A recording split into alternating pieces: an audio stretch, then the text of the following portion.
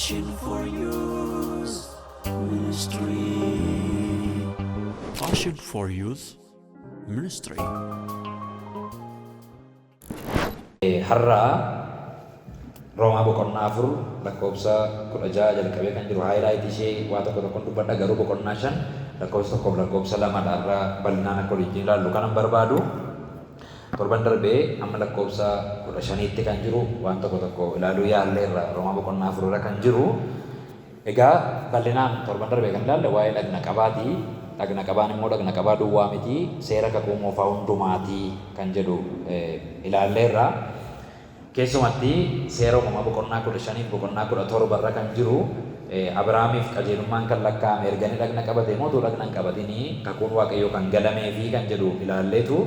Kakuun Waaqayyoo uumama boqonnaa 15 irratti galame, dhagna qabaan immoo boqonnaa 17 irratti kenname.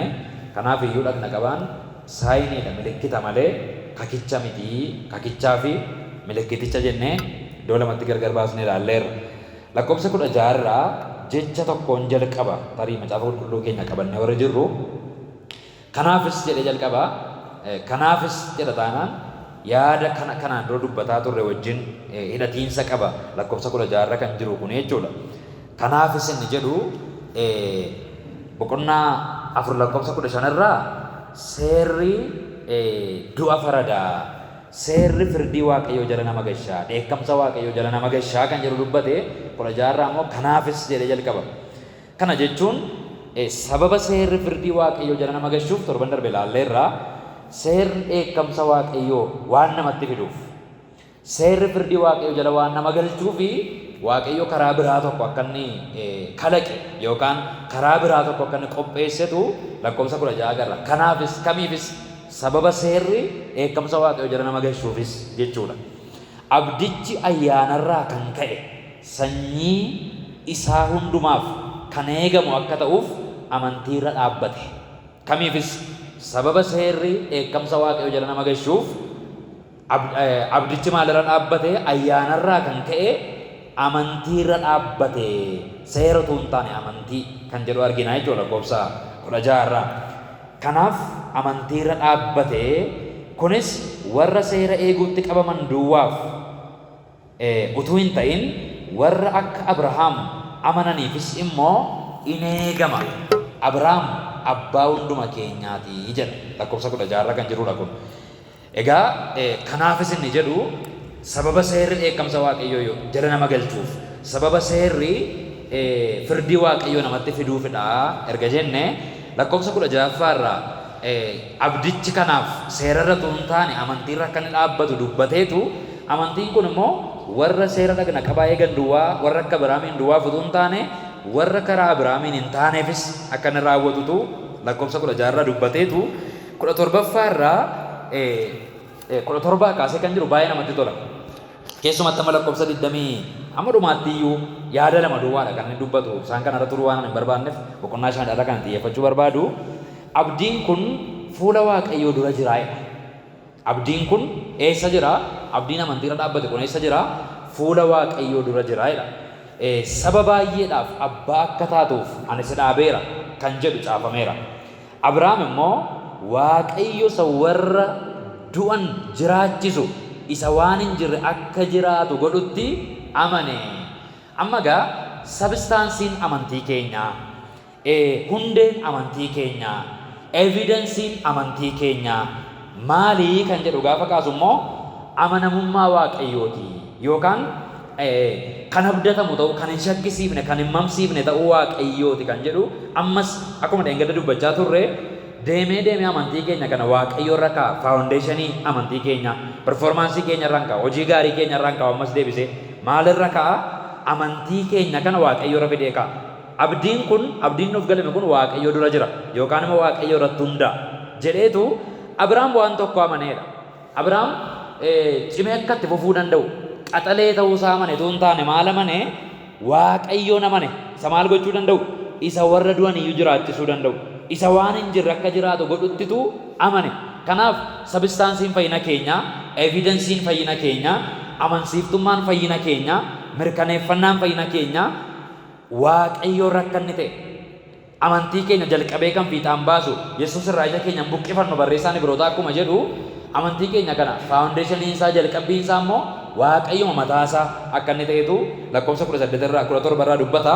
18 amma 20 irraa amantii maan itti fufamaa kan jedhu dubbata. Amantiidhaan jalqabama duwwaatu hin taane amantii makanaan immoo itti fufama. Lakkoofsa 18 irraa akka jedha. Abrahaam akka yaada namaatti waan hin abdachiifamne hin abdate. Sanyiin kee akkas hin baay'ata akkuma jedhame abbaa saba baay'ee akka ta'u amane. Abbaa mucaa tokko abbaa Yisihaaqiin utuu hin taane abbaa saba baay'ee taata jedhe Waaqayyo waan ta'eef abbaa saba baay'ee akka ta'u amane. Inni dhagni isaa akka du'e nama waggaa 100 guutuu ga'e ta'uusaa gadameessi Saaraas akka waan du'e ta'uusaa heduudhaan amantiitti hin laafne. Ishee kana baay'ee jaalladha waan ta'eef xurutti akkasii galutti irra deddeebi'ee ibsuun ayyaana. Amma amantiidhaan jalqabaa jenneerra amantiin kun Waaqayyo irratti hundaa'a jenneerra amantiin garuu qorumsa qaba. Amantiin qorumsa guddaa rabbashaa irraa wanti ta'e wayiin jeeqa waan isaan beekan. Samma goote dhiisi. Wanti rabbashu wayii jira mana kana goote yookaan isa kana cufii waan ta'e godhe. Lakkoofsa 18 lakkoofsa 19 kanarraa amantiin ittiin Abrahaam jalqabe kuni qormaata akka inni fudhatetu agarra. Qormaata amantii isaa mudate maal inni tokko dhagni isaa du'ee turedha. Kana jechuun gaafa gara ofii isaatii ilaalu abdii hin qabu ture jechuudha. Baay'isee wanta addaan irratti barreeffame kana fiizikaalii duwwaa ilaaluu hin qabu yookaan immoo haasaasa waa'ee isaa godhachuu waa'ee ijoollee baay'ee godhachuu miti waa'ee fayyinaatu waan irratti dubbatamaa jiru. Dhagni isaa akka du'e waan amantii namaa qoolu dhagni namaa du'u amantii maaliif Abrahaam yeroo sana waa'ee ijoollee baay'ee godhachuu abbaa isaa baay'ee ta'uuti amma dhuguma dhagna du'e kana umurii dullumaa kanatti gogaan namaa sibbee isa shabamee qaamni namaa namni lafa taa'ee ta'uu danda'a amma dhuguma sanyiin namaa akka hojii waaqaa baay'achuu danda'a akka carrata galaanaa dhuguma baay'achuu danda'a kan jedhu amantii isaa waan ta'uu danda'u ni jalqaba. Dhagna isaa ofii isaa gaafa laatu ofii isaatti gaafa deebi'u amanuun nama rakkisa. Jireenya kiristaanummaa keessa akkasidha baay'ee. Performaansii ofii gaafa laalluudha kan nuun amantii keenya raafamuu danda'u. Qorumsa amantiin kiristaanaa biyya lafaa irratti fudhatu keessaa inni tokkoffaa inni guddaan performaansii namaati. Qaxarummaa namaa, collummaa namaa, koomitimentii namaa, qulqullummaa namaa of gaafa laaltanii abdii namaa laatu waa'ee jireenya barbaadaatti garuu abdii namaa laatu waa'ee Waaqayyoo hojii bara baraa moo waa'ee qajeelummaa Waaqayyoo argachuu waa'ee Waaqayyoo namatti gammadu gaafa of ilaaltan abdii namaa laatu.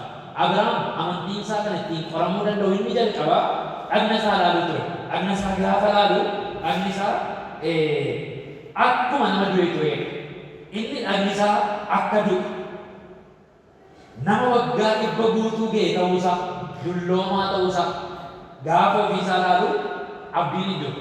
Ijoollee baay'ee godhachuudhaaf abbaa saba baay'ee ta'uudhaaf gaafa umurii isaa laalu abdiin ni jiru.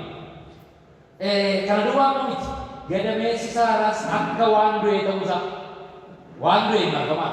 Gadameessi Saaraa du'aadha. Dhagni isaa akka waan du'eeti. Umurii isaa dulloomaadha. Waaqayyo immoo akka urjii baay'atta jedha. Waaqayyo immoo akka cirracha galaanaa baay'atta jedha. Gadameessi Saaraas akka waan du'e ta'uusaa heduudhaan amantiitti hin laafne. Amantiitti hin laafne. Inni amantiitti jabaate. Amma egaa kutaa kana keessatti waan nuun barannu guddaan maa inni perseverance of faith. Cichoomina amantii, itti fufiinsa amantii. Waa'ee amantiidhaan jalqabanii amantiidhaan fiixaan ba'u. Waa'ee amantiidhaan jalqabanii amantiidhaan itti fufu. Jireenyi kiristaanummaa amantiidhaan jalqabamee of ilaaluudhaan immoo ittiin fufamu. Jireenyi kiristaanummaa Waaqayyoon amanuudhaan, Yesuus Kiristoosiin amanuudhaan, hojii fannoo amanuudhaan jalqabamee performaansii ofii, jabina ofii, dadhabbii ofii, kufaatii ofii, cimina ofii, laafina ofii, cubbuu ofii, soomaaf sagada ofii, komiitimentii ofii, jajjabina ofii ilaaluudhaan ittiin fufamu. Jireenyi kiristaanummaa tokkoof tokko Waaqayyo duwwaa irratti kan hundaa'udha. Amantiin keenya Waaqayyo duwwaa irratti kan hundaa'udha. Jalqabsiisaaf xumursiisaa amantii keenyaa isa ta'e barreessaan Ibrootaa kanaaf jedha. Kanaaf Abrahaam amma dhumaatti amantiidhaan itti fufee ofiisaa ilaalee abdiin kutanne gaafa dhagni isaa dulloomee gogaansaa shuntuuree lafeensaa raafamu Waaqayyotu jedhe waan ta'eef ana biraa miti, jabina koo biraa miti silayyuu, cimina koo biraa miti silayyuu, waxxaatii ta'uu koo biraa miti silayyuu. Guutummaan guututti abdichi Waaqayyo dura jira. Waaqayyo irratti kan hundaa'edha. Waaqayyo biraa kan waadaa galameedha. Ana biraa wanti bo'u tokko iyyuu hin jiru.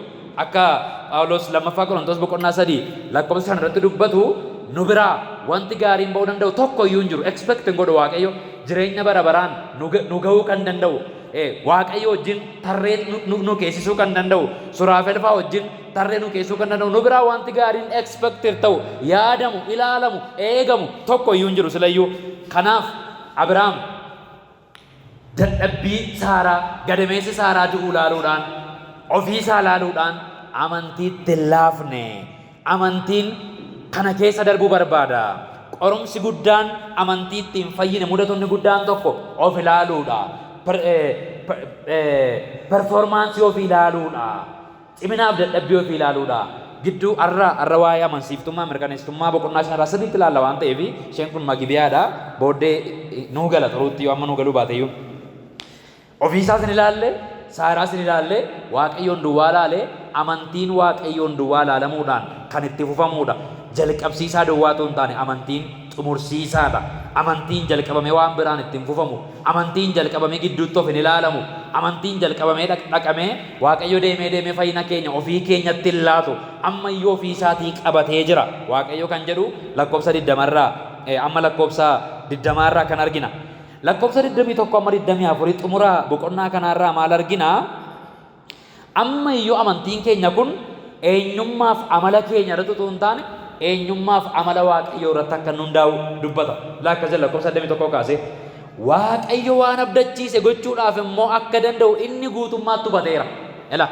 Gaafa ofiisaa ilaalu abdiin hin jiru. Gaafa murii isaa ilaalu abdiin hin jiru. Gaafa Saaraa ilaalu abdiin hin jiru. Gaafa colluma isaa ilaalu abdiin hin jiru. Kanaaf akka Abrahaam amma dhumaatti abbaa amantii keenyaa jedhamu amantii qorumsa keessa darbee gonfoodhaan isa ga'uu danda'u Abrahaam akkamitti qabaate kan jedhuu fi Waaqayyo waan abdachiise gochuudhaaf akka danda'u guutummaatti hubatee ture. Amantii isaa guutummaatti Waaqayyo irra kaa'ee ture. Waaqayyotu abdachiise, Waaqayyotu raawwata. Waaqayyo jalqabe, Waaqayyo fiixaan baasa.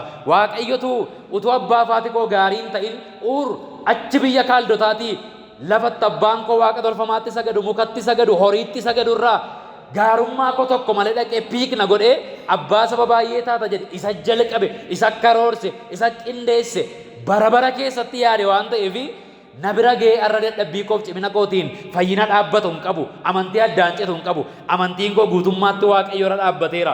Waaqayyo waan abdachiise gochuudhaaf kan hin seesne, kan yaada hin jijjiirre, kan hin geddaramne, kan deemee humni isaa hin hirranne ta'uu Waaqayyo guutummaatti hubateera. Guutummaatti mirkaneeffateera. Irgixanyaa ta'eera. Kanaaf of ilaaluudhaaf of ilaalee amantiin isaa akka hin laafneef, Saaraa ilaalee amantiin isaa akka hin laafneef kanatu isa gargaare. Amantii keenya 100 keessaa 100 Waaqayyo irratti hagatannu kan jedhutu nu barsiisa. Lakkoofsa 21 irraa 22 irraa akka jedha. Kanaafiyyuu qajeelummaatti isaaf lakkaa'ame jedhame. Kanaafidha kan inni qajeelummaatti lakkaa'ameef. Waan inni guyyaa tokko amanee mana warra isaatiitii ba'e duwwaaf utuu hin taane amantiidhaan itti fufe amma dhumaatti. Ba'uu duwwaa miti. Gaafa umuriin isaa waggaa 80 ga'e, waggaa 85 ta'e, waggaa 90 ta'e, waggaa 95 ta'e maal jedha? Amantiitti hin laafne, amantiitti jabaate, ija isaa Waaqayyo irra kaa'ate, abdii Waaqayyo kaleessaa irratti hirkate, abdii Waaqayyo kaleessaa irra dhaabbate malee waan ijaan mul'atu irra hin dhaabbanne, cimina mataa isaatii irra hin dhaabbanne, ga'umsa mataa isaatii irra hin dhaabbanne, colluma isaa irra hin dhaabbanne, excellensii manaa isaa irra hin dhaabbanne. Amantiin dhugaan akkasi, amantiin jireenya laatu akkasi. Narratti utuu hin taane Waaqayyo irratti kan hundaa'edha. Fayyinni koo, jireenya bara baraa argachuun koo, mucaa Waaqayyoo ta'uun koo, hariiroonnaaf Waaqayyoon gidduu abdiin bara baraa narratti utuu hin taane 100 keessaa 100 Waaqayyo irratti founded kan ta'e, Waaqayyo irratti kan ijaarame kan akkasiiti. Kanaafidha qajeelummaatti lakkaa'ame, kanaafiyyuu jedhame. Lakkoofsa 22 irraa. Lakkoofsa 23 irraa inni isaaf lakkaa'ame jedhu Abrahaam duwwaadhaaf caafame miti. Nuyi warra amannuufis immoo dubbiinsaa dubbii biroota ta'uuf ta'uu dhiisuu hin taane dubbii maaliiti? Dubbii amanuuti. Nu warra amannuufis immoo nama amanu hundumaaf nu warra amannuufis immoo akka lakkaa'amu caafameera. Nuyis Waaqayyo isa gooftaa keenya Yesuusiin warra du'an keessaa kaasetti in amanna. Irra deddeebi'ee ammas nu warra amannu in amanna nu warri amannu in amanna nu warri amannu in amanna jedha irra deddeebi'ee kutaa kana yoo ilaaltan amanuu warra amannu in amane amanuu kan jedhutu amantii kan jedhu irra deddeebitanii argattu. Walumaa gala jireenyi bara baraa amantiif amantii duwwaa irratti kan hundaa'edha. Kiristoos irratti amanuu irratti kan hundaa'edha. Amantii dhugaan immoo amantii jalqabsiisu duwwaatu hin taane amantii itti caalaa deemuudha. Amantii of ilaaluudhaan gadi hin buuneedha. Amantii haala ilaaluudhaan gadi hin buuneedha. Muudii keenya torban kana, muudii keenya ji'a kana baay'ee nama kadhataa ta'uu dadhabuu keenyaan, tajaajila dadhabuu keenyaan, macaafan dubbifatiin oollee buluu keenyaan, dadhabbii keenyaan, performaansii keenyaan yookaan immoo baay'ee kadhachaa jiraachuu keenyaan kan ol hin kaane. Kadhatatti dadhabuu keenyaan immoo kan gadi hin buune. Torban guutuu soomuu keenyaan qajeelummaan keenya boggale ol jedhee kan hin mul'anne. Torban kanan soomii yoo baane immoo gadi kan hin buune nurratti utuu hin taane dhibba keessaa dhibba faawundeeshiniinsaa Waaqayyo duwwaa kan ta'e Waaqayyo duwwaa irratti kan hirkate akka ta'e kan nu barsiisudha. Lakkoofsa 24. Lakkoofsa 25 kanan waan gabaabaa isinitti mee boqonnaa 5 sanarra dubbachuu barbaadutti darba. Lakkoofsa 25 Yesuus irra daddarbaa keenyaaf du'atti dabarfamee kenname qajeelummaa akka argannuuf du'aa kaafame kan jedhu arganna. Jechoota kana lamaan kanaan dura tarii waldaama kana keessaa tiimii tokko irratti waldaa sagantaa dargaggootaa irratti illee dubbadheera. Garuu namoonni baay'een waan hin dhaga'iniif irra deebi'a. Boqonnaa 4 lakkoofsa 25 Yesuus irra daddarbaa keenyaaf du'atti dabarfamee kenname qajeelummaa akka argannuufis du'aa kaafame. Versii kana keessa waan lama argina. Versii kana gaafa ilaalta waan lama argitu. Tokko irra daddarbaan namaa dhiifamu yookaan irra daddarbaa torban darbe waasni kaaseera. Irra daddarbaaf cubbuun garaagaree isinitti agarsiiseera. Irra daddarbaa jechuun cubbuu utuu beeknu mata jabinaan hojjennu jechuudha. Transgression mattalaalaaf inni jennu. Cubbuun ni jennu immoo cubbumadha. General termiidha cubbuun. Irra daddarbaa gaafa specifically irra daddarbaa gaafa jedhu utuu seera Waaqayyoo qabnu utuu yaadi garaa keenya boqonnaa tokko boqonnaa lama warri barattan sirriitti isinii gala wanti kun yaa seera uumamaa yehilliinaa hiikkisa jennutu dhala namaa keessa jira. Namni tokko tu pheenxee hin ta'in tu waldaan dhufin iyyuu waan gadheen gadhee akka ta'e beeka, waan gaariin gaarii akka ta'e beeka. Kanaaf firdii Waaqayyoo jalaa ba'uun hin danda'amu. Ana waldaan dhufne hin jedhamu, ana wangeelan dhageenya hin jedhamu. Seera uumamaa kan jedhu Waaqayyo dhala namaaf laate uumamaan dhala namaa keessa kan jiru. Kanaaf irra daddarbaa jechuun utuu sammuun keenya ni uumamaan waqqasu yookaan utuu sagaleen Waaqayyoo dhageenye utuu nu ceepha'u, utuu Hafuurri Qulqulluun nu ceepha'u, utuu caafame dubbii Waaqayyoo qabnu, utuu beennu irra daddarbinee waan nu hin goonu jechuudha. Irra daddarbuu jechuun utuma beennu irra daddarbuu jechuudha. Irra daddarbaa. Yesuus irra daddarbaa keenyaaf du'atti dabarfamee kenname. Du'a Yesuusiin qaxxitaa maali hojii wal qabsiisaa? Waa'ee irra daddarbaan keenya nuu dhiifamu wajjin wal qabsiisa. Yaadi lammaffaan immoo qajeelummaa argachuu keenya immoo maali hojii wal qabsiisa? Du'aa ka'uu Yesuusii wajjin wal qabsiisa. Waa'ee maaliif? Irra daddarbaan nuu dhiifamu du'uu Yesuusii wajjin wal qabsiisa. Qajeelummaa argachuu garuu du'aa ka'uu wajjin wal qabsiisa. Maaliif? Kana tokkoffaa Qorontos boqonnaa 15 lakkoofsa 14 fi lakkoofsa 17 akkasin dubbifattan nan barbaada.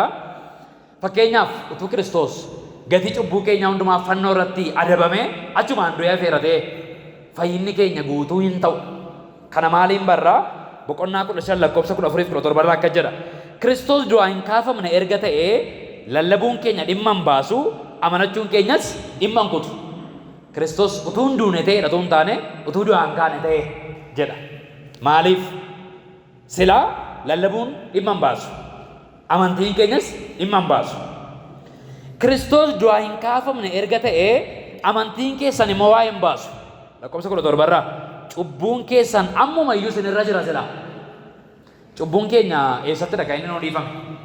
Yesuus fiixaan baheera kan inni eessatti fannoo irratti. Dhiifamuun cubbuu fannoo irratti argame. Du'uu Yesuusiin Yesuus dhagna isaa irratti adaba cubbuu keenya hundumaa gaafa fudhatetu dhiifamni cubbuu argame. Maaliif? Warri hundi seera baratan dabil jooppaardii kan jedhamu jira. Yeroo sirriitti gaafa namni yaadatanii warri seera baratan immoo sirriitti kan yaadatan yaada. Dabil jooppaardii jechuun namni tokko fakkeenyaaf amma tuun hatee dhaqee natti faradame waggaa lama natti faradame waggaa lama hidhamee galee eddan waggaa tokko immoo bilisummaadhaan biyya kana keessa jiraatee booddee poolisii wayii tokko naqabe ante yeroo darbe addee gosa dhabine tokko tokko meeqina hiiruu hin danda'u. Maaliif yakka yeroo tokko hojjetame gatii yakki sanaaf fudhiin itti kenname deebi'ee yeroo lammataa fudhiin kennamuu hin danda'u. Kun seeruma biyya lafaa keessatti illee amala seeraati. Dabil Joopaardii lama hin danda'amu jechuudha. Yeroo lama yakka tokko namni tokko yeroo lama gaafatamuu hin danda'u.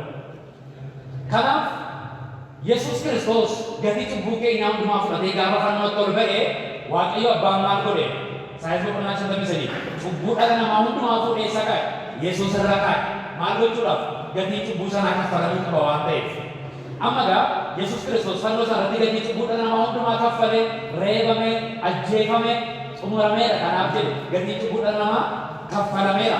Waaqayyo abbaan deebi'ee ittiin dhala namaatti faraduudhaaf waan ittiin faradu qabaatu Dabil Joopaardii ta'a. Ammatu Waaqayyo deebi'ee abbaa tokkotti yeroo bara baraa faradee jechuudha. Nama Yesuusitti amanu hundumaa irraa gatii cubbuu sana warra deemaa ta'eera kaffalameera. Kutaan dubbisnu kun garuu maal jedhu? Utuu Yesuus du'ee achiin hafeera ta'ee dhiifamuun cubbuu argamuu hin danda'u ture. Maaliif jennaan du'aa ka'uudhaan qajeelummaan argame, du'uudhaan immoo dhiifamuu irra daddarbaatu argame jedha. Kana yeroo darbesi dargaggootaaf akkaataan itti dubbachaa ture ammas irra deebi'ee yoon isinii kaasee fakkeenya tokkoon isinii ibsuu nan danda'a. Fakkeenyaaf gaasimarkeeni anak idaa narra ture. Idaa birrii miiliyoona tokko narra ture jedhu. Baankii irraa xiyyeeffadhee haa ta'u iddoo ta'ee birrii miiliyoona tokko idaa narra ture. Gaasimarkeen immoo idaa sanatu birrii miiliyoona tokko sana narratti kaffalan. Gaafa narratti kaffalan sana xawaawwan salphanii godhamaa inni reesiitiin haa laatu jechuudha. Reesiitiin kun kaffalameera kan jedhu reesiitiin naan kenname taana booris poolisiin akka buusaa dirqama ta'a. Kaffaleera yoo jedhe reesiitii kee bidiin jedhama deebi'e. Kanaaf maal gochuun qaba? Isa kaffalame reesiitii koo fide kunoo nama gomalkaama jedhamutu idaa koo birrii miiliyoona tokko narraa cufe reesiitiin isaa immoo kunoo jedhee agarsiifadha jechuudha. Amma dhiifamuu cubbuutu irra daddarbaan keenya du'a Yesuusiin kaffalame qajeelummaan keenya garuu du'aa ka'uu isaatiin nuu kenname.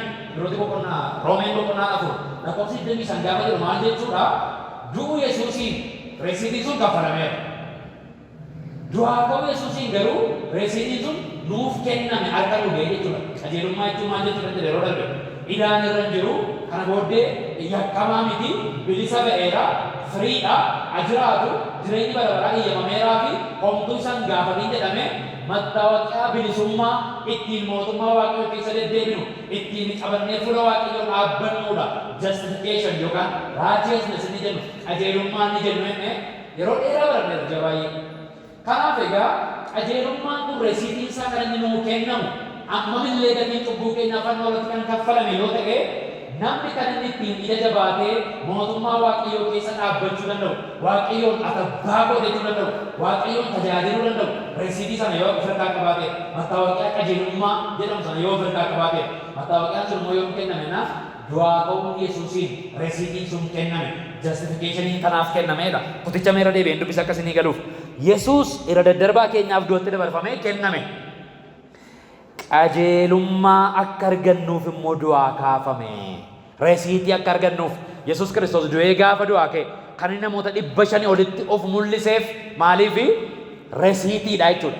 Reesiitiidha. Reesiitiin amala isaatti agarsiifama. Yesuus gaafa fannifame kottaa na ilaalaa nama waamu.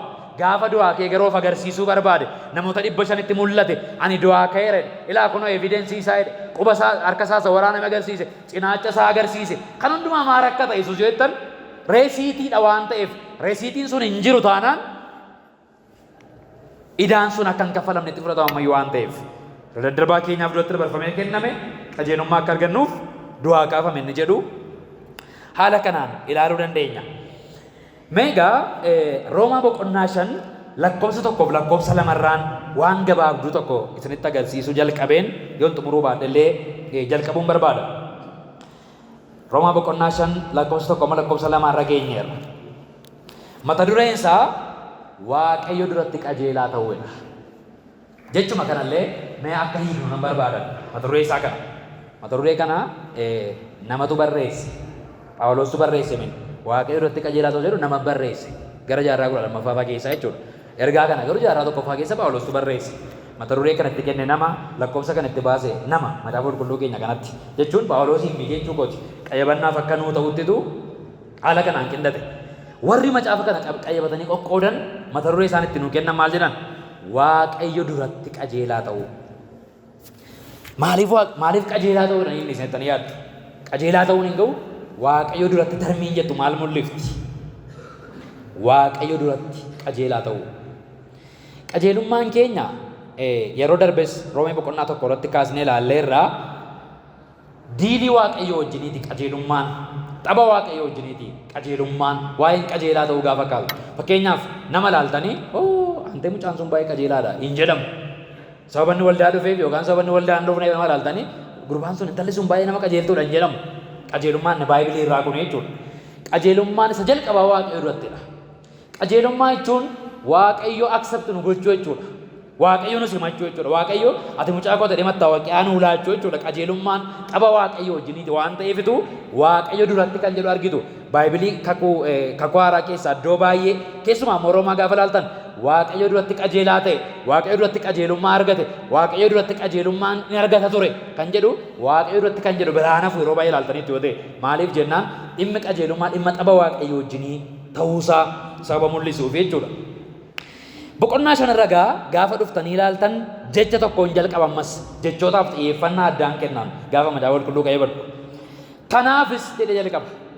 Tarii Amaariffisaa maal jedhee kana ingideedha ta'ee kan gideedha ta'ee innahoodha ta'ee hin beeku maal akka inni jedhu afaan Oromoon isaa garuu ingidee. Eeshi ingideedha jalqaba afaan Oromoon isaa garuu kanaafis tokkuma kanaafis jedhee jalqaba. Kanaafis jechuun waan amma ammaatti ilaalaa oolle irratti hundaa'ee jechuudha. Kana booddee wanti nu ilaalaa deemnus wal qabatee yaa. Kanaafis inni jedhu kun falmiiwwan boqonnaa sadaffaa lakkoofsa 21 kaasee amma boqonnaa 4 lakkoofsa 25tti ilaalaa turre. Waa'ee maa ilaalle amma ammaatti? Qajeelummaan amantii duwwaa irratti hundaa'a kan jedhu evidensii baay'ee dhiyeessa Phaawulos gaafa dubbatu. Waa'ee Abrahaamiin kaasaa, waa'ee Daawitiin kaasaa, ergasii booddee waa'ee dhagna qabaa kaasaa, boqonnaa 3 lakkoofsa 21 booddee immoo hundumti namaa yakkanii ulfina waaqayyootti irrateeroo silaa eenyutu mootummaa waaqayyootti gala reedhe konviinsi godhee amansiisee walumaa gala jala muree lakkoofsa 25 irratti Yesuus irra darbaa keenyaaf du'atti dabarfamee kenname qajeelummaa akka argannuuf du'aa kaafame amantii duwwaadha kan jedhu mirkaneessee xumuree darbeetu lakkoofsa boqonnaa 5 lakkoofsa jalqabaarraa kanaafis therefore so jedhee jalqabaa jechuudha. Kanaafis kamiifis amantii duwwaadha sababa ta'eef kan jedhu jalqabaa jechuudha. Itti ufee maal jedha? Amantiidhaan jedhama sirra deebi'ee amantiidhaan qajeelota erga taane amma gaa boqonnaa shanarra gaafa ga'u amantiidhaan qajeelaa taane kan jedhu muggutii baay'een dhiyeessu. Maaliif boqonnaa 4 boqonnaa 3 walakkaasa kanatu arguu gochaa ture waan ta'eef argumentii kana dhiyeessaa ture waan ta'eef bakka amma leeveliin beekumsa keenyaa maalirra ga'eera amantii duwwaadhaan qajeelummaan akka argamu hojii keenya irratti akka hundoofne amanneerra. Kanaafis erga amantiidhaan qajeelota taane ta'ee inni kun kaashiidha madaba jechuudha. Inni kun boqonnaa 5 irra gaafa geessan waan biraatti nu dabarsaara leevelii keenya guddisaayira. Kanaafis amantiidhaan qajeelota erga taane gooftaa keenya Yesuus Kiristoosiin waaqayyo biratti nagaa qabna. Ameen. Erga taane inni jedhu kuni past tensiidhaan barreeffame miti kan darbeedha. Already taaneerra bakka amanneerra madabanne kun kana fudhannee darbineerra. Guyyaa gaafa gooftaa amannee qajeelota taane guyyaa gaafa gooftaan wal barree qajeelota taane waaqayyo qajeelaa koo jedhee gaafa sana nu waame already approved ta'eera xumurameera raawwateera keessan deddeebi'amu waaqayyo taa'ee qajeelaa nu hin godhu. Waaqayyo qajeelummaa dabaluuf qajeelummaa irratti sin qabu. Qajeelummaa ofii isaatii isa guutuu nuu laateera. Uffata qajeelummaa nutti uwwiseera. Mattaawoqiyaa sana nuu kenneera. Waa'een kana booddee ajandaa haasaa keenyaa, ajandaa wal falmii keenyaa miti. Amma isteeppii biraattan isin dabarsa. Faayidaa isaan tarreessa amma faayidaa qajeelaa ta'uun tarreessa jedheetu qajeelaa ta'uun maal lamaa godha seeru waan gurguddaa sadii dubbata. Boqonnaa 5 lakkoofsa 1 amma 2 irratti waan gurguddaa sadii dubbata. Sadan kana leeyoon arra dadhabee utuun achiin gahin garuu waan itti agarsiisuun barbaada. Kana hundumaa maaliif rakkata Phaawulos? Maaliif kana hundumaa barreessa Phaawulos kan jedhu gaafa ilaaltan jechoota lama garaagar baafne akka nu hubannuufidha. Tarii isa kana sama riffisaa baay'ee na rakkisanaanii afaan Oromoosaaf Ingiliffasaa nan fayyadama.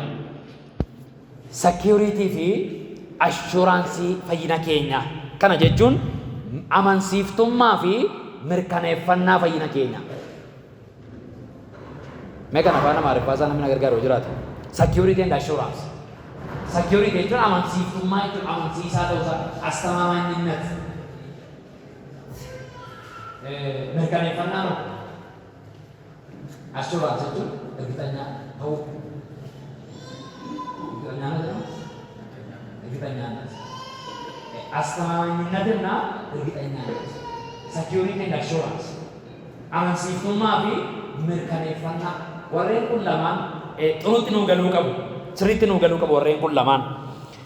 Boqonnaa shanarra gaafa dhufnu waa'ee jara kanaatu dubbatama waan ta'eef har'a magidiyaa boqonnaa shanaffaa isa kana isinii kennuun barbaada.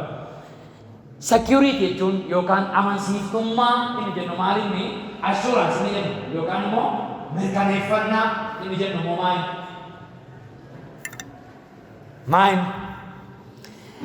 Qajeelummaan keenya amansiisaadha kan jedhu dubbate amma boqonnaa afuriitti. Boqonnaan sadii boqonnaan afur secured kan ta'edha. Amansiisaadha. Nama hin shakkisiisu. Harka Waaqayyoo irratti eegameera.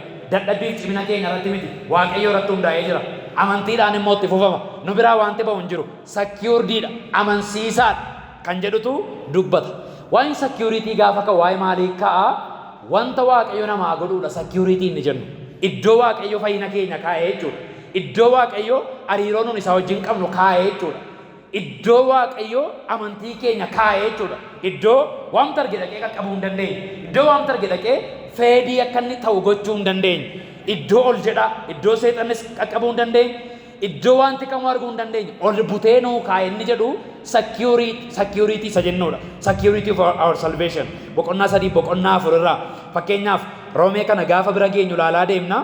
Boqonnaa 8 lakkoofsa 30 fakkeenyaatti maal jedhama? Roomaarraa maal jedha? Warra yaadaan isaan qabe waame, warra waame immoo qajeelota isaan godheera. Already pastidha. Godheera bakka. Waaqayyo warra yaadaan qabe maal godhe? Waame. Warra waame maal godhe? Qajeelota isaan godheera. Already isaan qajeelotaanii jechuudha. Pastidha. Kun security waan Waaqayyo godhudha security waan nun gooniti. Amansiiftummaan fayyina keenya, amansiiftummaan amantii keenya, amansiiftummaan qajeelummaa keenya waan Waaqayyo godhu assignmentii keenyaati. Security ni jennu isa kanadha. Boqonnaa sana irratti garuu dhufee waa'ee assuraansii kaasa yookaan mirkaneeffannaa ergixanyaannat sasila jenne waa'ee mirkaneeffannaa amantii keenyaa kaasa. Mirkaneeffannaa ni jennu immoo maalinni hubannaa nuun amansiiftummaa fayyina keenyaa irratti qabnu jechuudha. Masa tokko dhaggeeffadhaa yaada keessan akka hojjetan barbaade waan nuu galuu qabuudhaan nama haasa'a waan ta'eef. Mirkaneeffannaa yookaan assuraansii ni jennu amantii secure ta'edha. Kiristiyaanummaan secure ta'e Waaqayyo wal buutee nuu fadhi jira iddoo waan tokko yoo qaqqabuu hin dandeenyetti. Mana keessan keessaa waan gati jabeessa iddoo abbaan argu keessa warqee ta'uu danda'a waan beesti dhattanii yaadan waan precious dhattanii yaadan iddoo ijoollee xiqqoon itti buutu, iddoo keessummaan dhufee fudhatanii yaadan, iddoo hattuun illee dhufte akka gaarii argatu keessa ol butanii keessu. Amma inni gahee abbaa manaati. Maaloo ol butanii kaa'uun gahee abbaa manaati. Security fayyina keenya gahee Waaqayyooti. Waaqayyo ol butee kaa'eera fayyina keenya. Qaba qola godhaa miti fayyinni keenya. Yesuustu gatiitti kaffale, Waaqatutti nama ta'e, Yesuustutti reebame, Yesuustutti du'e, Yesuustu dhala namaa hundumaaf gati guddaa akka kanaa kaffale waan ta'eef waan gatii guddaa nama kanaatti kaffalame Waaqayyo iddoo xinnoo iddoo beesharee hin kaa'u ol butee kaa'ee securityidha jenne. Gara assuransiitti gaafa dhufnu, gara mirkaneeffannaatti gaafa dhufnu garuu fayyinuma akkasuma siqee taa'e kana namoonni naman immoo jiru. Namoonni naman immoo jiru. Jireenya bara baraa dhabinnaadha. Tarii sila gana nama taatee waan waldaa dhufeef amma tuqee Waaqayyo dhufeef mootuu Yesuus Kiristoos warra mul'ate jireenya bara baraa kana nama mana argadhaadha. Maal gochaa jiru qaqqataa jireenya bara baraa gara maalitti deemsaa jiru? Performaansii isaanitti deemsaa jiru. Ganama abbaa gara garagaraa jechuudha akka isaan jireenya bara baraa. Kaleessa abbaa kaleessa kadhattuu wayitu karaarra ture birii kan ilaalanii kan darbee xurritti mana jechaa jira tarii ammatu gooftaan dhufe nan dhabaala. Gaafa maal gochaa jira fayyina keenya birii kudhan mitachaa jira jechuudha. Birii kudhan kadhattuu fulaannee achi booddee mana gooftaan dhufe asyur bakal ergitanya kan jireenya barbaada kaleessa barii kudha nagaafannaan laadheera somaaf sagada gosa midhaanii qidhaamee sana hin dhaabne waldaas ganama dhufaa jira barumsota barachaa jira jajjabaachaa jira bitachaa irraa jechuudha birrii keenya. Waldaan bara har'aa jirtu waldaan wangeelii dabalatee baay'ee keenya dabalatee amantii keenya dhibba keessaa dhibba waaqayyo irratti hin ganne kanan jedhuuf kanaaf waaqayyo irratti hin ganne kanan jedhuuf kanaaf kaleessa waan gaarii godheef otoo hin taane waan waggaa kuma lama dura Yesuus gaarii guddaa tokko iyyuu hin qabne hojjete qofaafan jireenya bara baraa qaba jechuu gaafa jalqabnu maal argachaa jechuudha ashiur gochaa irra shiurii ta'aa jira jechuudha.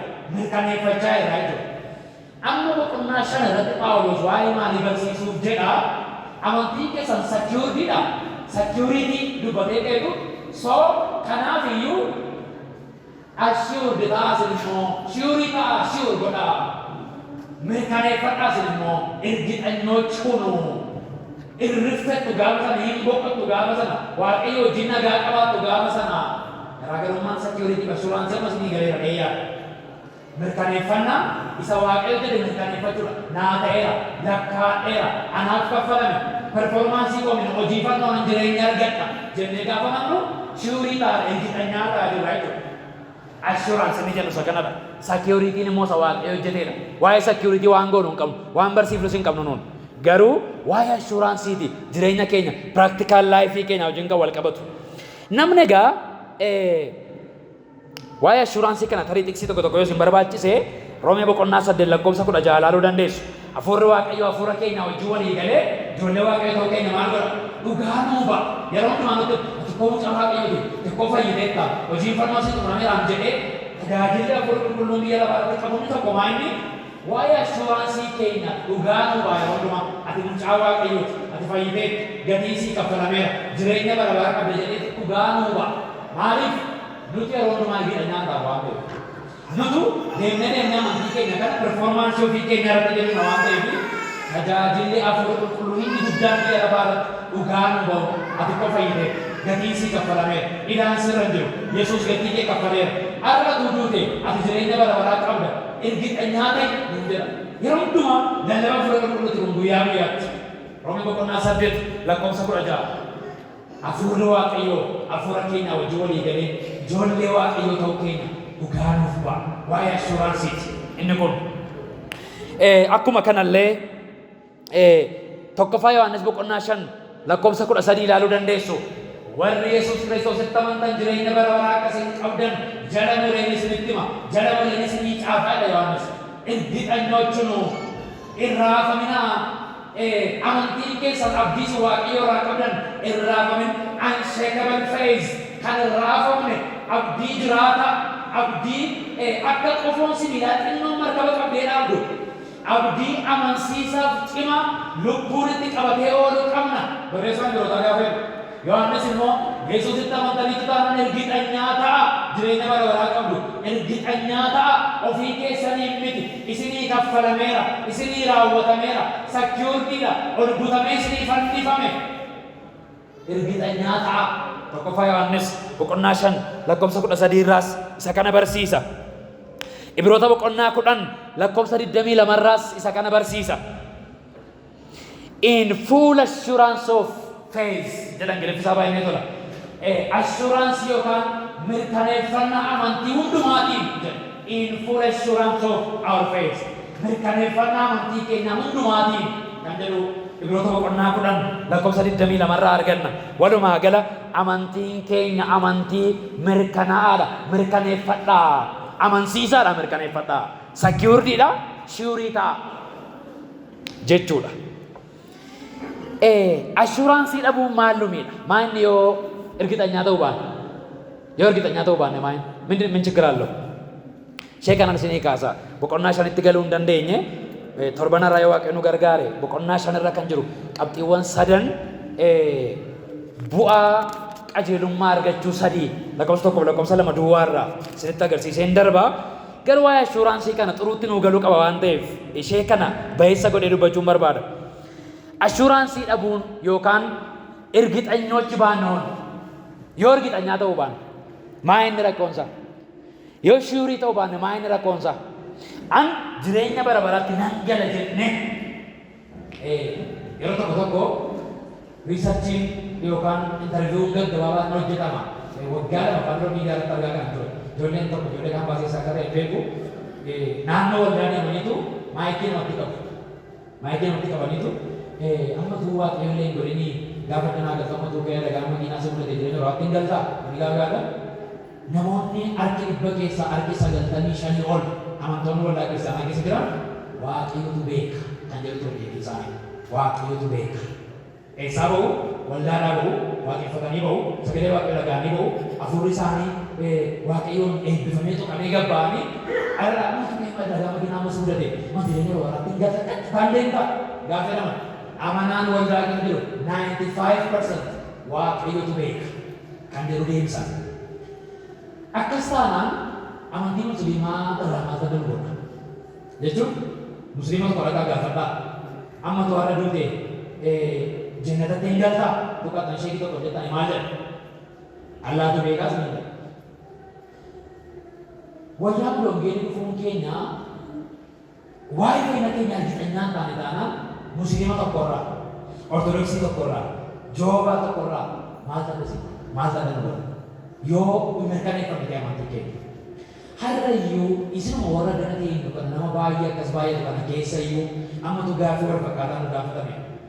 Har'allee daawwan namoota tokko maal irratti iyyuu leegalii xiqqaa akkamitti gabbooniiru sanbata guddaa yoo gooftaan dhufe baay'ee gaariidha. Maaliif xuruudha waan ta'eef, gaaffataa wallee waan ta'eef, waldaa wallee waan ta'eef oomaan jiru. Har'atu dhufee oomaan jiru. Amma naaroobii fa'aa beekamu wal jedhu cina koo baay'ee jira namoota keessa iyyuu mannaa beekamsa fa'aa gara dhufe. Mana gara jimaataa fa'aa dhufe nama fuuldura dadhabee aganaan sama guddaa waldaa dhaqa waan ta'eef torban kana waan hin kadhanne macaafa waan hubamee hin beeku torban kana kan godhamarti mana kee jimaataa dhufe jedhanii cannaa qabu jiraachuu danda'a.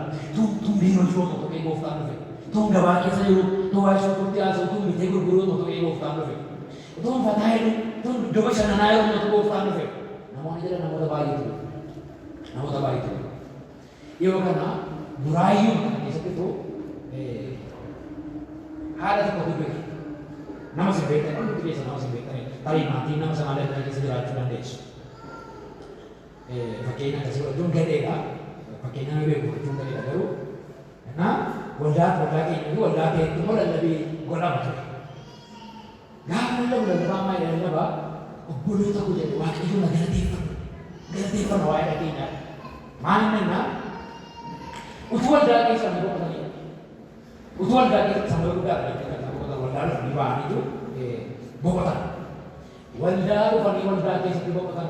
Maaloo carraan kun siyaa qaqqabu jedhaa nama simbira jiru harka qabaa ittima carraan kun siyaa qaqqabu tufaa irratti lafa dha'iifi dura dhabbii lafa dha'iifi mana waaqayyoo keessa dha'u durii kee jedhaa akkam qabaa hoo'isaa jedhee konfereensii godhe bakka sagantaa hawaasa irratti lallabaa jiru.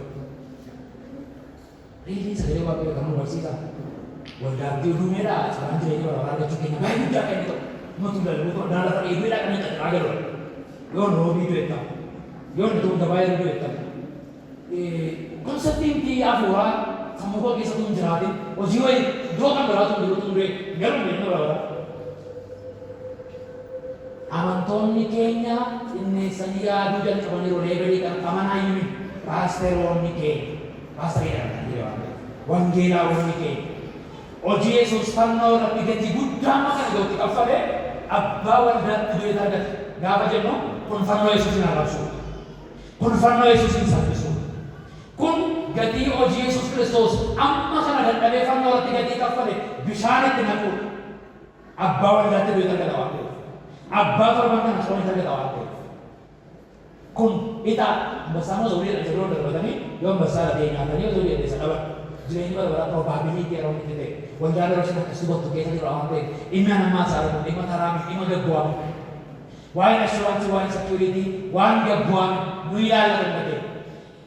Dhokatee laphee hunda keenyaa keessa wangeelli sobaa tokko galeera biyya Itoophiyaa keessa. Dhokatee sammuu baay'ee keenyaa keessa wangeela Kiristoos hin taane tokko galeera sammuu baay'ee namootaa keessa. Inni immoo maal kan jedhudha? Hojii keetiin jireenya bara baraatti argatta. Lookeeshinii keetu murteessa jireenya baraatti argachuuf. Waldaatti duun probabilitiin isaa guddaa. Gabaatti duun xinnoo nama shakkisa waa qabbeeka. waa'ee warra gabaa keessatti du'anii waaqa beeku, waa'ee warra biirootti du'anii waaqa beeku. Kan jedhu teolojiin sobaa, barumsi sobaa, faallaa wangeela Kiristoos kan ta'e, hojii fannoo Yesuusiin kan salphisu laphee nama baay'ee keessatti barreeffameera. Kanarraa kan ta'e baay'ooliin keenya fixannoota miti. Baay'ooliin keenya hojii fannootti boqonnee miti. Thank you. Amma maalluu godhaasa jedhu gaafan itti deebi'u inni jalqabaaf inni guddaan fayyina keenya mirkaneeffannaan fayyina keenya kan inni nuu godhu fayyina keenyatti akka gammannu mucaa waaqayyoo ta'uu keenya akka mirkaneeffannu godha. Inni jalqabaaf inni guddaan fayyina keenyaaf gammachuu fayyisuu waaqayyoo keessaa argamu jira. Daawit boqonnaa 51 lakkoofsa 11 irraa macaafa faarfannaa irratti gaafa barreesse gaafa cubbuu hojjette gaafa Baatshebaa wajjin ejje gaafa Uuriyaa ajjeesise gaafa sobe gaafa waan baay'ee dhabbate isa jalqabaa waan dhabe tokkoon qabaa jedhe gammachuu fayyisuu kee keessaa argamu dhabe isa iddootti naa deebise gammachuu fayyisuu waaqayyoo keessaa argamu. Gammachuun kun maa inni irgixanyaa ta'uu namni waan tokko isin jedha. Ammallee ilaalchi kun badeera namni yeroo jedhaa mootummaa ta'uu gammada dhufu biyya keenya. Maaliif beektu astamaamaanyiidha jedhee yaada. Astamaamaanyii. Yoon guyyaa lamaaf illee miidhaa irraa guutuu malee maal dhaguu kenna. Namni mana dhuunfaa hojjetu garuu guyyaa lamaaf naannaa haaluu danda'u reesha kan sodaatu. Amma hojjetaa mootummaa xinnoo tokko itti wayimini irgixanyaan taatanii waa'ee mana hojii keessatti guyyaa lama yoo aftan sodaattu naarii mootummaan jettu xinnoo tokko mootummaan illee amansiisaa irraa argita jettu. Hojii mootummaa hojjechuun hojii mootummaa ala hojjechuun iraftii namni qabu garaagara. Nama hojii mootummaa hojjetu durii mootummaadha. Yoo mindaan irraa kutaa waan ta'e naa godha ji'a lama sadii naa obsa ganaa beeksa lama sadii naa irratti baasa badaa miti jedheetu irgixanyaadhaan boqotana. Kanarraa argee dhiibbataa min sodaataa min birrataa min weeraraa min namni hojii nama dhuunfaa biraa hojjetu garuu dure jechuudha. Sammaa dubbachaa jira. Nama dhuunfaa ta'uu barbaade godha kaampaanii isaa barbaade godha nama gaaffee dhufi jechuu danda'a waan ta'eef yoo narra hojii akka godhu naarii danda'u dhiisuu laata hojii dhuunfaa hojjetu. Amma amanaan sodaa keessa jirtu. Waaqayyo jireenya barbaraa keessa munaa naariinnaa laaqee. Jireenya barbaraa moo keenya dhawwatinnaa. Na jibbinnaa maqaa koo waaqennaa laata. Kan jedhu namni fayyina isaa mirkaneeffatutti irgixanyaa amman taanetti gammachuu fayyisuu waaqayyo keessaa argamu dhandhamachuu hin danda'u. Ani mucaa jechuu hin danda'u. Mucaan mana abbaa faana isaa jiraatu yoo sukkaara bitannaan dhaqee saboo bitee dhufee abbaan koo irraa jalqabee ati mucaa qabu jedhee mana na baasinnaa jedhee sodaatu. Naa dabala, na gorsaa, na dheekkamaa abbaa kootii. Akka sagantattanii fuutanii caafi salamaa qindeessanii nu beeka. Kanaafiyyuu nanari'oo nanaqoo laaphisiin qabu waaqayyoo cubbuudhaan itti fufuuree kan jedhu boqonnaa 6 irratti ilaalla. Boqonnaa 6 saddeet qaba lakkoofsa Roomee gaafa bantan. Kanaaf cubbuu hojjechuu itti fufnuuree jedhee jalqaba itti fufee uummatuma ta'uu hin danda'u. Macaafichuma jedha ganaa sabira ganaa geenya waan ta'eef mana hin gaafina boqonnaa 6 irra geenya ganaa. Amma garuu boqonnaa 5 irra jira waan ta'eef isa boqonnaa 5 irraan dubbadha. Gaafa mucaa abbaa faadha koo kanaati namicha wajjin jiraadhu kun abbaa koo jedhee amanu garuu mucaan tokko sadel qaba gammachuu qaba firiidemii qaba mucummaatu itti dhaga'ama manaan baadhee sodaatu abbaan koo miseensa maatii kanaarraa na haqa jedhee yaadda'u. Maaliif ani mucaa ani dhiiga abbaa koo irraa dhufe jedhee waan ta'uuf. Haati koo ji'a 9 garaatti na baatte gatii natti kaffalteetti salphaamatti waan sukkaara bitannaan isa bobuteef manaa nan baaftu abdii natti hin kutattu nan jibbitu nan gattu bari naan hin jettu jedhee irgixanyaataa mucaan illee irgixanyaataa hojjetaan mootummaan ji'a 3 nama obsa jedhee irgixanyaataa hojjetaan mootummaallee. Namni kan waaqayyoo ta'uusaa irgixanyaa gaafa ta'u namni hojii fannoo Yesuus Kiristoos irratti gaafa hirkatu ani fayyeera. Waaqayyo mucaa sana godhateera. Miseensa maatii waaqayyoo kan kana booddee kun immoo tolatti dhufne.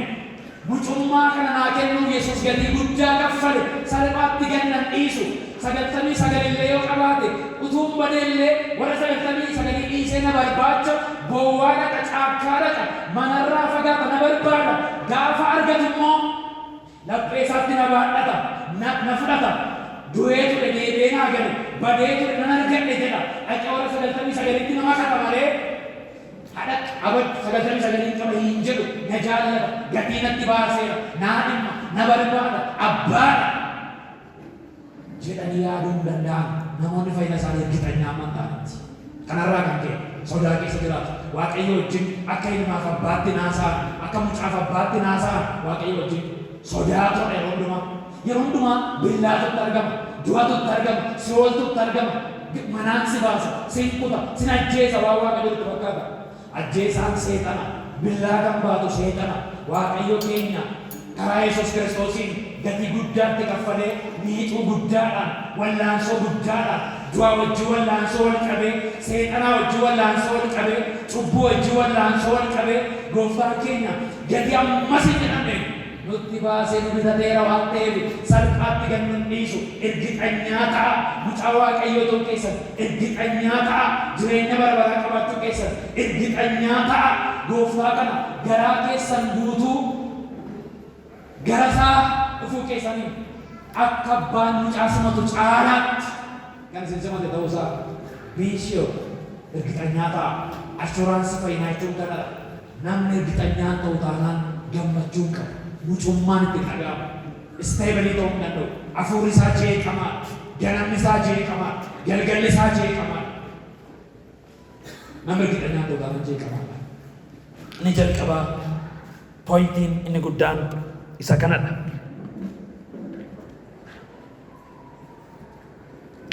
Yeroo tokko tokko kadhannaa keenya laaffaktu godha. Kadhannaa keenya laaffaktu godha. Fayyina keenya ergixanyaan taanu taana. Dhagahamummaan Waaqayyo Rabbiin biratti qabnu laaffaktu godha. Namni ani mucaa Waaqayyoo miti jedhee amanu yookaan namni Waaqayyo nan accept na godheera jedhee bakka isaa dhibee hin amanne Waaqayyo garbeen argadhee haala inni itti amanu jiru, miraakila inni itti amanu jiru. Har'a namoonni baay'een yeroo baay'ee yeroo barsiifnu tajaajilaa jedhan fiiginaa, waldaan lakkaa'inaa, zayitiin bitinaa, harka mataa roof hin keessisinaa, nama jedhan fiiginaa, isiniinis Waaqayyo isin dhagaa, isiniinis Waaqayyo isin barbaada, nooraa gooftaan isin haa eebbisu qoyariin kan namni namaan jedhuuf maaliifidha beektu kan namoonni keenya mootas gabba'anii yoo dhukkuban kan isaan itti tajaajila harka irra hin kaa'in anis kadhadhee Waaqayyo na dhagaa jechuudha kan isaan nyaanne waa'ee fayyina isaanii ergixanyaa miti. Waa'ee mucummaa isaanii ergixanyaa miti. Waaqayyo akkuma paastariin tinaa anaanis mucaa na godheera. Mucummaan koo raajii walii wajjin waliin caalu. Qajeelummaan argadhe paastariin tinaa wajjin waliin caalu. Walqixa Roomee boqonnaa 3 ilaalleera. Isa kanaaf garaagarummaan hin jiru kan jedhu dhugaa bara ilaalleera. Isa kana dhugaatti waan hin amanneef jireenya kadhataa keenya laaffaktii godha. Waa'ee fayyina keenyaa shinuunii ta'uu dadhabuun, ergixanyaa ta'uu dadhabuun, dhagahamummaan Waaqayyo biratti qabnu ta'ee dhiibbaa mataa isaatii qaba. Inni kun immoo amantii irraa kufuu jedhama, ayyaana irraa kufuu jedhama, hojiifannoo irraa kufuu jedhama, fayyina irraa kufuu jedhama. Waaqayyo manaan dhuguma na dhagaa dhabee nama tuusin jechuun akka baasira baluu sin dhagaa Waaqayyo, akka raajii baluu sin dhagaa Waaqayyo, akka wangeelaa walitti sin dhagaa Waaqayyo. Mucaan kee dhukkubde yoo tarkaraa keessa hin fayyisaa Waaqayyo dhugu, hin fayyisaa Waaqayyo dhugu. Afaan kee wajjin dhuguma jira Waaqayyo dhugu. Mana kee keessa akka mana wangeelaa baluu jira Waaqayyo dhugu.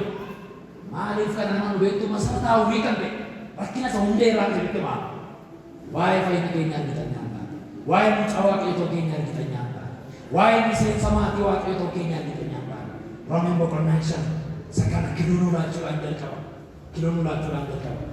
Boqonnaa 5 gaafa baran hundumaa amma xumuraatti waa'ee ashuuraansiiti. Garaagarummaa sekiuritii fi ashuuraansii xinuutti isinii gargaareeyyaa. Boqonnaan 3 lakkoofsa 21 boqonnaa 4 lakkoofsa 25 it is all about security of our salvation. Why security? Boqonnaan 5 guutummaan waa'ee assuranceiti. Boqonnaan 6 immoo isa afuraffaa waa'ee sanctificationii, waa'ee qulqullummaa, egaa cubbuu wajjin muure kan jedhurraa immoo boqonnaa 6 kaanii baranna. Gooftaan hunduma keessa na eebbisu. Kan irratti ameen. Faarfannaa dhageenyaan kadhannu sa'aatiin keenya xinnoo deemeera waan ta'eef eebbifamaa. Boloota keenyaa wajjin irratti Waaqayyoon waaqeffanna.